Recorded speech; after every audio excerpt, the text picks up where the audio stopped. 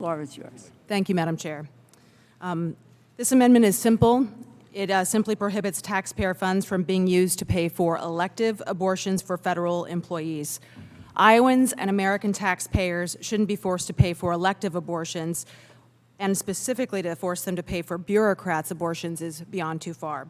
And yet that's what the underlying bill does by not including the rider. So I know nobody in this room wants to misuse our judicious taxpayer dollars, and that's not why we're all here.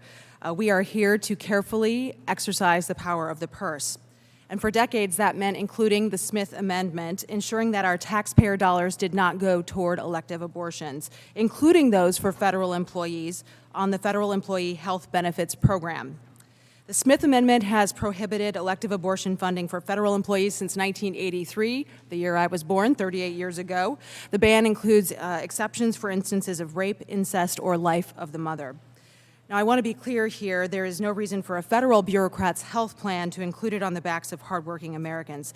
Taxpayers pay the salaries of federal employees and about 75% of their benefit premiums. So that means taxpayers are supporting approximately 8 million bureaucrats' health benefits right now.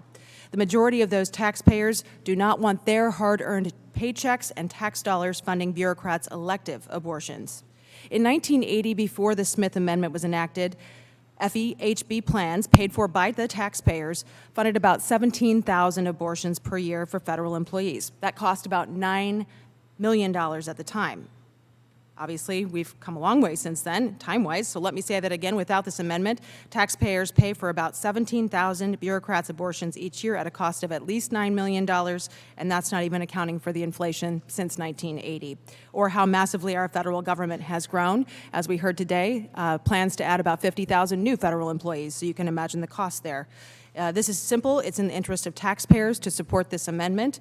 So I ask you in joining me in reinstating this basic taxpayer protection, voting yes on Hinson Amendment number 1. Thank you, Madam Chair. I yield.